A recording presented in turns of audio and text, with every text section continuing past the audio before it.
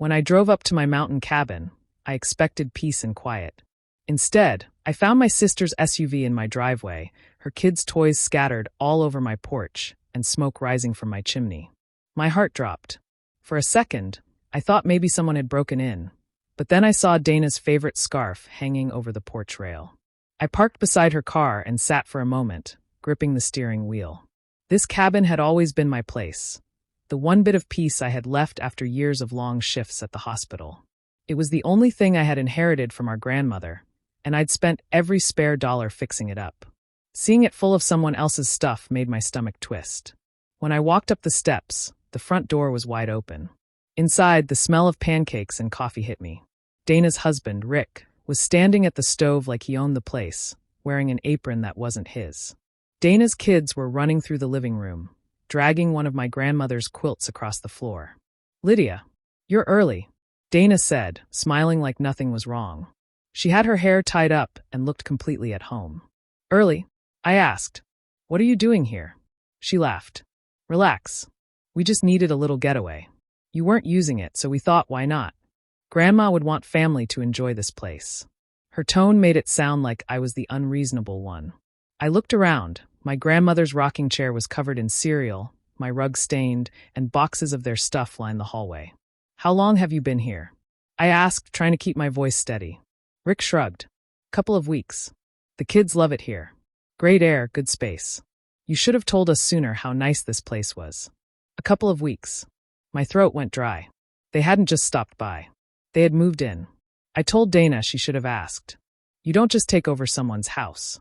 She rolled her eyes. "Oh, come on. You're so dramatic. You act like we're strangers." The words hit hard. Dana had always been like this, taking what she wanted, twisting things so she looked innocent. I felt the old anger rise, the same kind that used to burn when we were kids and she'd steal my clothes or tell Mom my secrets.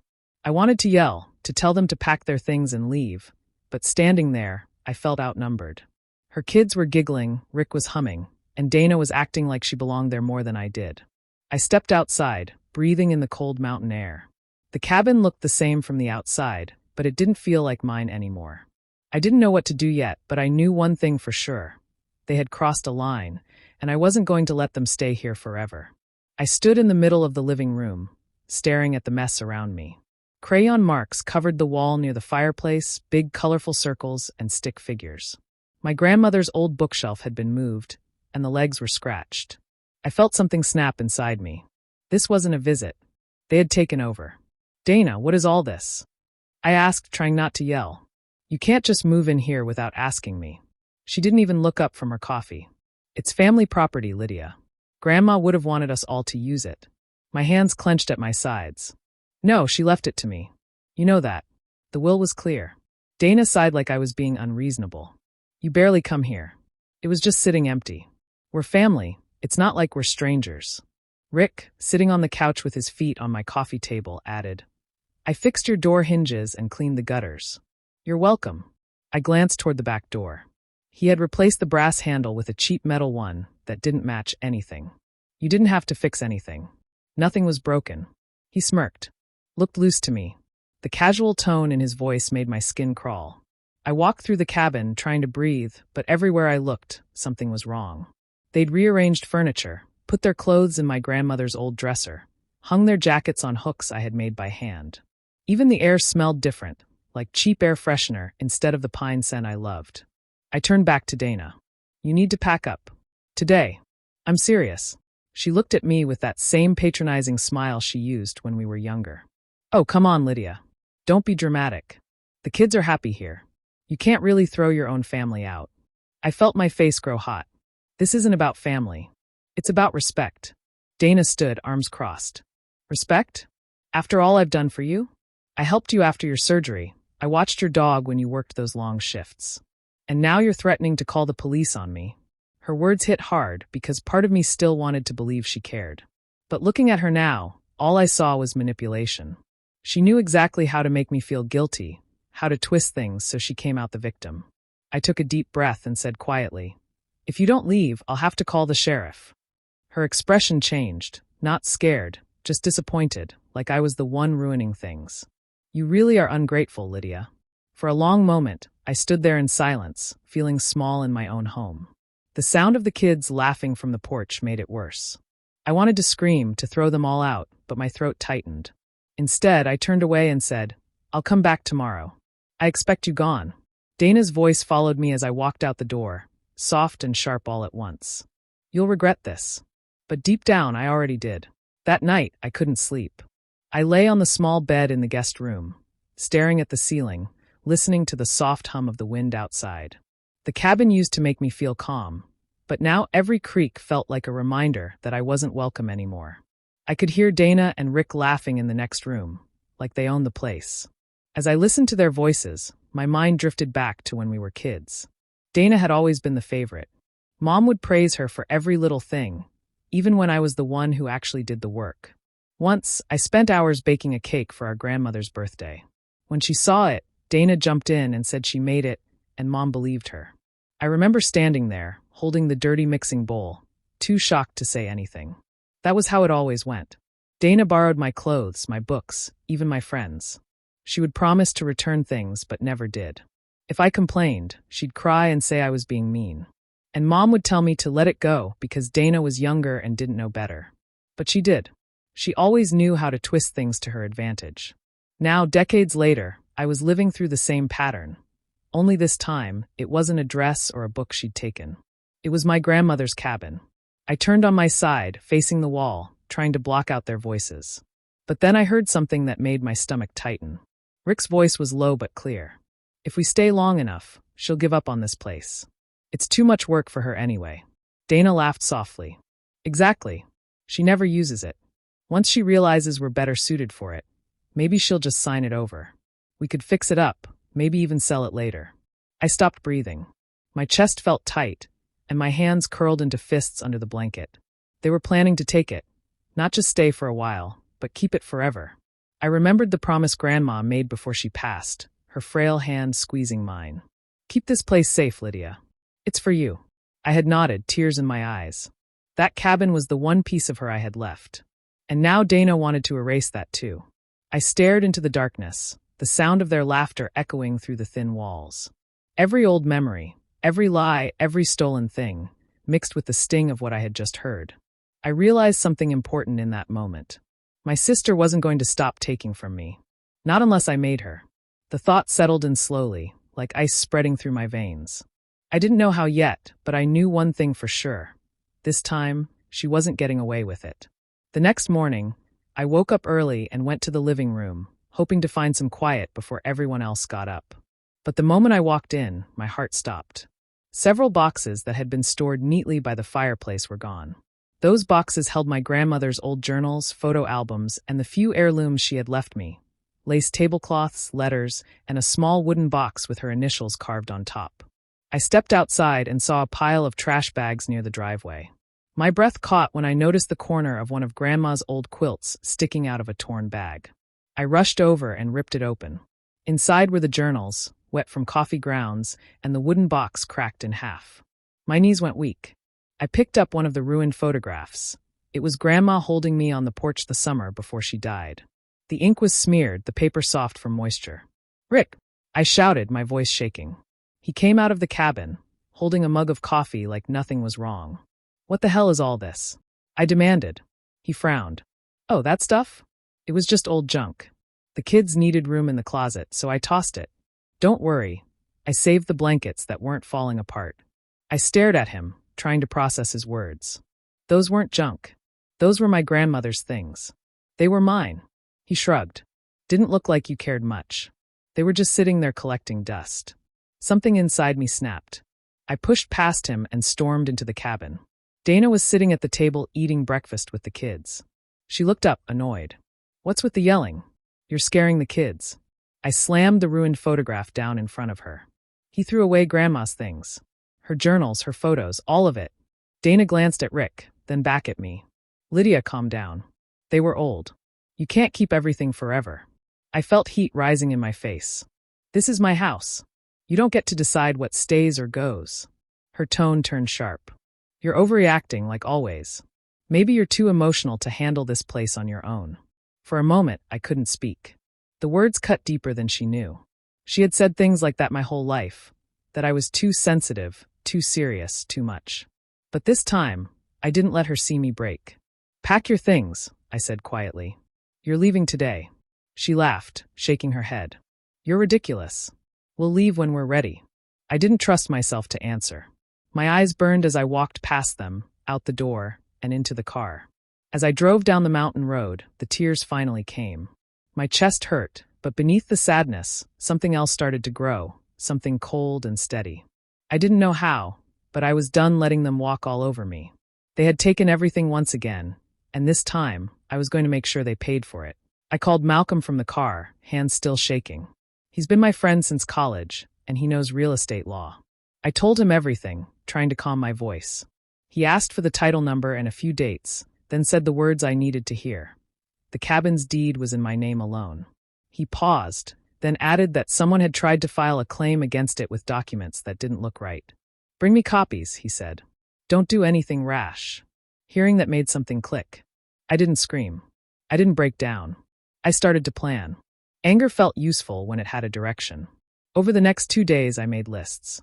I wrote down dates I'd been at the cabin, every time Dana or Rick had been there, and where I had found things moved or missing. I took pictures on my phone of the crayon marks, the new handle on the back door, the pile of boxes that wasn't there before. I labeled each photo with the date and a short note on my phone so I wouldn't forget. I backed everything up to the cloud and emailed copies to Malcolm and another friend, Jenna, who agreed to keep them safe. When Malcolm read the copies of the claim, he told me the signatures looked forged. He said we could fight it, but the best evidence would be proof of their intent and the timeline. That meant I needed more than words. It meant catching them saying things or making moves that showed they meant to take the place. So I bought 2 small cameras and a few recorders. I didn't want anything fancy, just things that worked. The next visit, I brought them in a shopping bag and acted like I was making a peace offering. I knocked on the door with a smile and a coffee thermos in hand. Dana opened it and hugged me like I'd missed her, and for a few minutes I let the act be real. I laughed with the kids, told stupid stories, and pretended to forget the hurt. I listened when Dana complained about work, and I nodded when she said how much the kids liked the creek. While I poured coffee, I slipped a camera onto the shelf that faced the living room and tucked a recorder in a plant pot. I put another camera in the hallway where they sometimes met privately. My hands moved careful and quick, like someone who has done this before but never told anyone. If they noticed, they didn't say anything. I also started keeping a paper journal. I wrote times of conversations, exact phrases they used, and how they looked when they lied. When Dana guilt-tripped me about everything she had done for me, I wrote their words down, exactly as she said them. I kept receipts for the little things I bought for the cabin after they moved in, because proving I invested time and money would matter. On the surface, I softened. I told Dana we could talk about sharing chores and let her tell me little plans. I smiled and agreed to fix the porch step with her help. Inside, I waited for them to show me who they really were. I did not trust their smiles anymore. I had evidence and patience now, and I knew how to use both. A few days later, I sat alone in my apartment, laptop open, headphones on. My hands trembled as I clicked through the recordings from the cabin. The first few clips were just normal sounds, doors opening, the kids laughing, Dana talking about groceries. But then one file caught my attention. It was from the small camera I'd hidden near the living room shelf. Rick's voice came through clear. He was on the phone, pacing across the room. "Yeah, it's all handled," he said. "The deed issue won't be a problem. I got someone to look over the papers. Once we're settled, Lydia won't even bother fighting it." My stomach tightened. His tone was confident, almost proud, like he'd pulled off something clever. He paused, then laughed. "She's too soft. Always has been." I took off the headphones and stared at the screen, my pulse pounding in my ears. My heart hurt, but I wasn't surprised. I clicked the next recording. This one came from the hallway camera. Dana's voice filled the room. She was on the phone too, her tone light and careless. "Once Lydia finally lets go, we can sell the place," she said. "Rick knows a guy who'd buy it fast. We could make enough to pay off the truck and maybe take the kids to Florida. She won't fight it. She hates conflict." I froze. For a few seconds, I couldn't move. Then anger hit me like a wave. All the guilt, all the confusion I'd felt before gone. They weren't just taking advantage of me. They were planning to steal the cabin completely, sell it, and use the money for themselves. I played the clips again, this time writing down timestamps and quotes. Every word felt heavier than the last. When I finished, I emailed the files to Malcolm with a short note. I think this is enough. He called back almost right away. Lydia, he said carefully, this is serious evidence. Don't confront them yet. Let me handle the next step. We'll get a court order before they even know what's happening. For the first time in weeks, I felt calm. My heartbeat slowed, and I sat back in my chair. The fury was still there, but it was controlled now, sharp and focused. That weekend, I drove back up to the cabin. Dana was outside hanging laundry, and Rick was fixing something under the porch. They smiled when they saw me, as if everything was fine. I smiled back. Hey, I said lightly waving. Thought I'd spend a few days here again. Dana nodded. Good. Maybe we can finally settle things like adults. I just smiled again. Sure, I said softly. Let's do that. Inside, I made coffee and sat by the window, pretending to relax. But in my pocket, my phone buzzed with a message from Malcolm. Everything's in motion. Sit tight. I looked out at the trees swaying in the mountain wind. They thought I was weak, but they were about to learn just how wrong they were. I called Dana a few days later and told her I wanted to have a family dinner at the cabin. My voice was calm, almost cheerful. She seemed surprised but pleased. Finally, she said, you're acting normal again. I told her I'd bring dinner and that we could talk everything out. She agreed right away, thinking she'd won. That evening, the sun was setting behind the trees when they arrived. Rick carried a case of beer, and Dana brought a salad, acting like nothing bad had ever happened. I smiled and set the table. The smell of roasted chicken filled the cabin. For a moment, it almost felt like old times, but inside, my chest was tight. We sat down together. Dana started talking about her kids' school and her new job. Rick cracked a few jokes, trying to make the room light. I played along, laughing in the right places, nodding when they spoke. It was almost peaceful, until I pulled out my phone and set it on the table. I want you both to listen to something, I said quietly. They looked confused. Rick frowned. What's this about? I pressed play. His own voice filled the room. Yeah, it's all handled. The deed issue won't be a problem. Rick froze. Dana's fork slipped from her hand and clattered against the plate. I didn't stop the recording. Then came her voice, clear as day. Once Lydia finally lets go, we can sell the place. She won't fight it. Silence fell. The only sound was the soft hum of the fridge. Dana's face turned pale, and Rick's eyes darted toward her, then back at me. The smug confidence they always carried was gone. I looked at them both. You really thought I wouldn't find out? Dana stammered. Lydia, it's not what you think. We were just talking. We weren't actually going to. I cut her off. Stop. You said exactly what you meant. Rick tried to speak, but I raised my hand. I've already sent everything to my lawyer and the sheriff's office. The forged papers, the recordings, all of it. Rick's jaw tightened. You didn't have to go that far. Didn't I? I asked. You tried to steal my grandmother's home. You threw away her things. You lied to my face. Dana started crying, her voice shaking. Please, Lydia. I'm sorry. I wasn't thinking. We just needed a place to stay. We made a mistake. Her tears didn't move me anymore. I had seen them too many times before, each one followed by another betrayal. I stayed seated, calm and steady. I believed you for most of my life, I said. And every time you took something from me. But this time you went too far. Dana reached for my hand, but I pulled away. I don't hate you, I said softly. I just don't trust you anymore. For the first time, she didn't have a reply.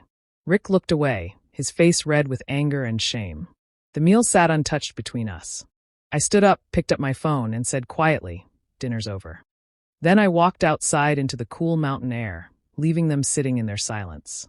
The next morning, I sat on the porch with a cup of coffee waiting. The air was still, the kind of quiet that comes before something big. Around 10, 2 sheriff's cars pulled up the dirt road. Dana stepped out of the cabin, squinting in the sunlight, confused at first. Rick followed her, his face tightening when he saw the officers. One of the deputies greeted me politely and then walked over to Rick. Richard Evans, he asked.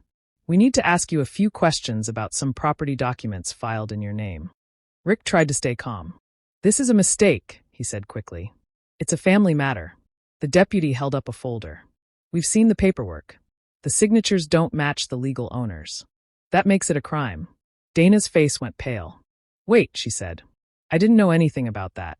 Rick handled the papers. I just thought. The second officer interrupted. Ma'am, we also have an audio recording of you discussing selling the property once your sister. Let's go. Dana's mouth opened, but no words came out. She looked at me, eyes wide and wet. Lydia, please. I didn't mean it like that. I stood quietly, holding my mug, watching the scene unfold. The officer spoke with Rick for several minutes, asking questions, taking notes. He kept insisting it was a misunderstanding, that it was just paperwork confusion. No one believed him. When the sheriff finally turned to me, he said, Ms. Carson, everything checks out. The property is yours. They'll have to leave today. I nodded, not saying much. Dana started crying again, grabbing her things from the porch. Rick muttered under his breath as he threw bags into the back of their car. The kids stood near the steps, silent and scared, while Dana kept apologizing between sobs. Before getting into the car, she turned to me one last time. Her voice was sharp and trembling. You're heartless, Lydia. We're family. You didn't have to humiliate us. I met her eyes. My voice came out low and steady. You taught me how to stop being a doormat. For a moment, she just stared, unsure what to say. Then she slammed the car door, and they drove off down the mountain road. I stood there until the sound of the engine faded. The wind rustled the trees, and the cabin was quiet again. For the first time in weeks, it finally felt like mine. Months passed after Dana and Rick left the mountain. The cabin sat quiet through the winter, untouched, waiting. When spring came, I drove up there alone with a car full of cleaning supplies, paint cans, and a small toolbox. The dirt road was still bumpy, the trees taller, and the air smelled sharp and fresh. When I unlocked the door, dust floated in the sunlight. The place looked tired. The walls were still marked with crayon drawings, the wood floors scuffed, and the air felt heavy. But it was mine again. I rolled up my sleeves, opened all the windows, and got to work. I started in the living room. It took hours to scrub the stains off the walls. Some of the marks wouldn't come off completely, so I sanded the wood and painted over it. With each brush stroke, the anger I'd carried began to fade a little. I fixed the broken door handle Rick had installed, replacing it with one that matched the old style. I cleaned the windows until the glass shone. At night, I sat by the fire with a blanket around my shoulders. It was quiet, but it didn't feel lonely. I could almost imagine Grandma sitting in her favorite chair beside me, humming softly the way she used to. For the first time in a long while, I didn't feel like crying. I just felt still. A few days later, I decided to clean the old storage room. Most of what they had thrown around was broken, but in the corner under a pile of torn boxes, I found something that made me stop. It was one of Grandma's old journals, the cover bent and stained but still readable. I wiped off the dust and opened it carefully. Her handwriting was shaky but clear. The first few pages were about the cabin, how she'd built it with Grandpa, how proud she was of it. Then further down, a line caught my eye. She had written, "Sometimes the ones who share your blood are the quickest to take what isn't theirs. Protect what you love, even if it means standing alone." I sat there for a long time, holding that page. It felt like she was speaking directly to me across time, warning me about exactly what had happened. I smiled through the ache in my chest. She had known. She had gone through her own kind of betrayal, and maybe that's why she left the cabin to me, because she trusted I'd understand one day. When I stepped outside, the sun was setting behind the mountains. The air was cool and quiet. The porch boards creaked under my feet, and the smell of pine filled the air again. I looked at the cabin, the clean windows, the new paint, the soft glow from inside, and felt peace settle over me. It wasn't just a house anymore. It was a promise kept, one I finally understood. The last of the spring snow had melted, and the mountain looked alive again. The trees were green, the air was soft, and the sound of the river below drifted through the open windows. I sat on the porch steps with a cup of tea, watching the sunlight move slowly across the valley. Everything felt different now, quieter but stronger. For months, I had worked on the cabin until it felt whole again. But the real work had happened inside me. I had learned how to be alone without feeling lonely. I had stopped waiting for Dana to apologize, stopped replaying her words in my mind. Some days I still thought about her, but the hurt wasn't sharp anymore. It was just a dull memory that no longer had power over me.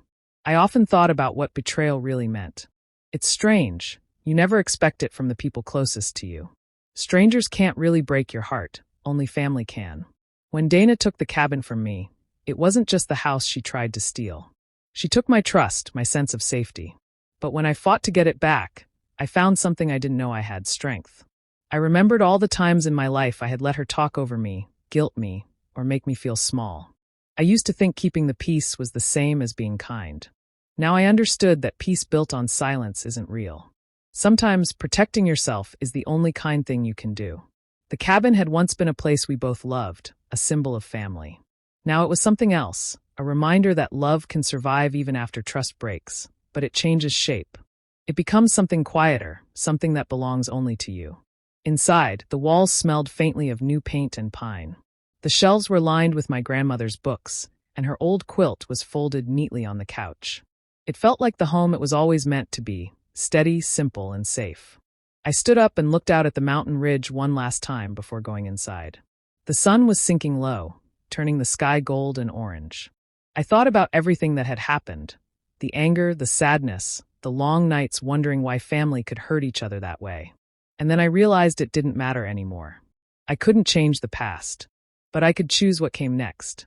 As the last bit of sunlight touched the porch, I stepped back into the cabin and closed the door. The sound was soft, final, and peaceful. I wasn't closing it to keep people out. I was closing it because, for the first time in my life, I finally felt at home with myself.